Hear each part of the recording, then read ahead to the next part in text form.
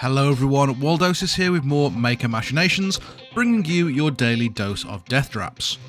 Today we're going to be taking a look at another trap deep dive, this time looking at the OG killer, the Bolt Trap. As always, if you do enjoy this video, please make sure to like, comment and subscribe, as it really helps me with growing this channel. Before we get started, I just want to say thank you to all of you who jumped into the stream on Friday, as it was the first one on the channel, and it was great to see so many of you joining in and providing some fantastic raids for us to run live on stream. I'll be aiming to do more of these going forward, probably once every couple of weeks on a Friday, but I will be streaming some other games to the channel over the next coming weeks, including Darkest Dungeon 2 and Void Train. But without any further ado, let's get into the deep dive. The Bolt Trap is the second of the initially unlocked traps, available when you start up the game for the first time. The first of these traps being the Impaler. And Bolt Traps are very simple. They fire a dispersion of deadly darts over a long range, making it one of the better distance killers in the game, a direct opposition to the Impaler, which only hits directly in front of it for one cube. And in fact, the range of the Bolt Trap is its biggest selling point, as it is the longest range trap in the entire game. This makes it the perfect trap for guarding long straight corridors. The Bolt Trap also sports possibly the widest variety of mods of any trap, making it really good at surprising players with its behaviour.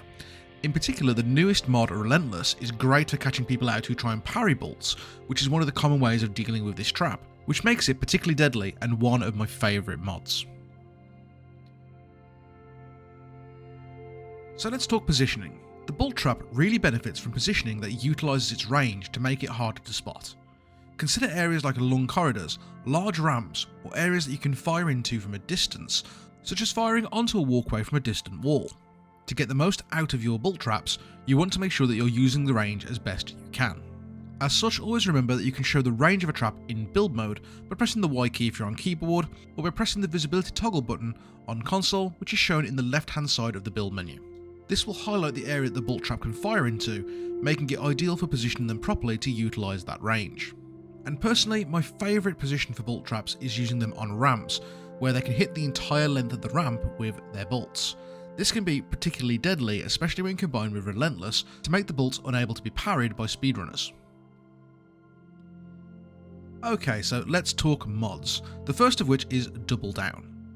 Double Down is one of the many simple yet very effective mods that the Bolt Trap has access to. This allows the trap to be triggered 2 times rather than just once.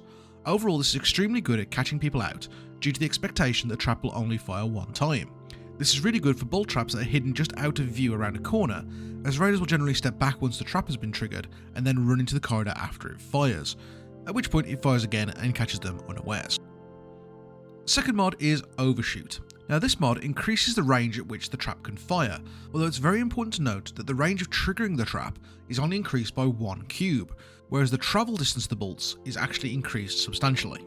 This can be used for some really interesting and long-range shots, and pairs extremely well with the Hunter mod, creating an even wider damage cone area. We then have Second Wave. As with all traps, the Bolt Traps can be set to be on Second Wave and only appear in your outpost's second phase. A common and quite killy use of this is to have a Second Wave Hunter Bolt Trap on your exit to catch out raiders as they zip into the desert, leaving your outpost.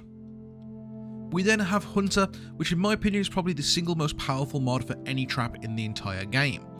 Hunter allows the Bolt Trap's bolts to track the raider and cover a cone range in front of the trap rather than a straight line. The further you are away from the trap, the wider this cone becomes, making it combine really well with the trap's longer range. I would always advise adding this to your Bolt Trap if you have spare capacity, unless the Bolt Trap is specifically in a longer corridor. And finally, we have Relentless, which was the first post-launch modification to be added to the Bolt Trap, and it changes the trap behaviour quite substantially. Instead of firing a wall of bolts, the trap now fires them in a staggered series of shots. This has the added benefit of stopping the trap from being able to be parried, making it much more deadly for speedrunners who are expecting to be able to parry the bolts. This modification also has amazing synergy with Hunter, allowing the bolts to hit a large area over a longer time period.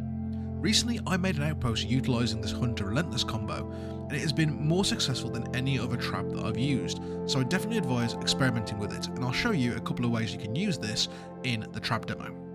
So with that, let's take a look at these traps in action, so you can see some combinations with some other traps, and some of the ways that I use these personally. Okay, so the first trap we're going to cover is going to be the Hunter Relentless Boltshot combo.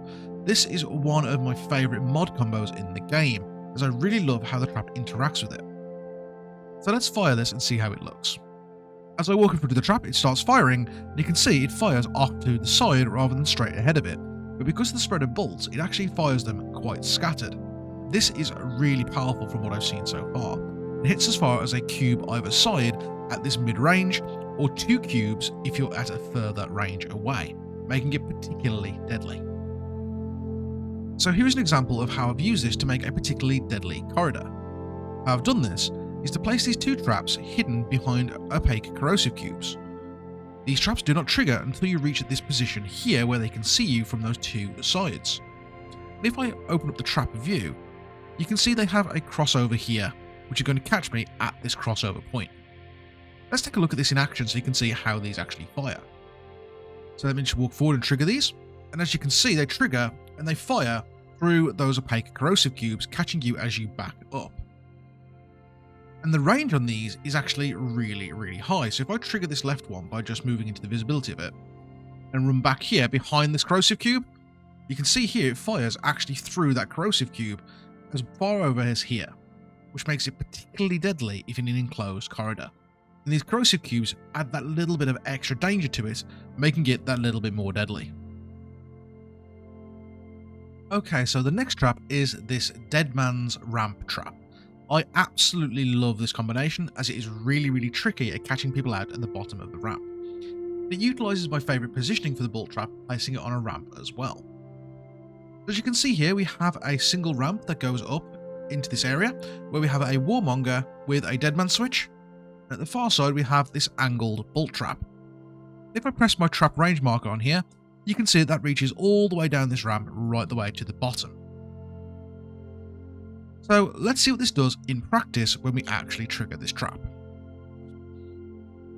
So what makes this trap so powerful is the expectations. In most cases when people see a bolt trap, they'll step around an edge like this one here. But this is what happens when you do that with this particular setup. You come around the corner, the bolt trap triggers, you move out of the way, then the guard slides down, explodes and kills you. Really good at catching you out at the bottom of ramps, and I absolutely love this trap combo. Now there's plenty of other things that you can do with the bolt trap, but the last one I want to highlight is firing bolts into other traps to trigger explosions. So for this example, I've got a bolt trap here on the left, on the right I've got an impaler with the self-destruct mod. If I run through the centre of these, the bolt trap will fire into the impaler, and the impaler will detonate, causing the explosion. This can be really good at causing you to kind of funnel into a specific area to avoid those explosions. So use this as a good positioning tool to reposition the raider into your other traps.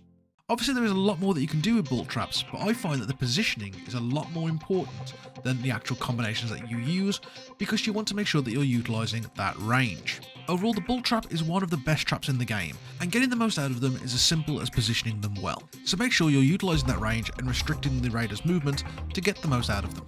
And that is all for today. I hope you've enjoyed the video, and as always, I'll see you in the Wastelands.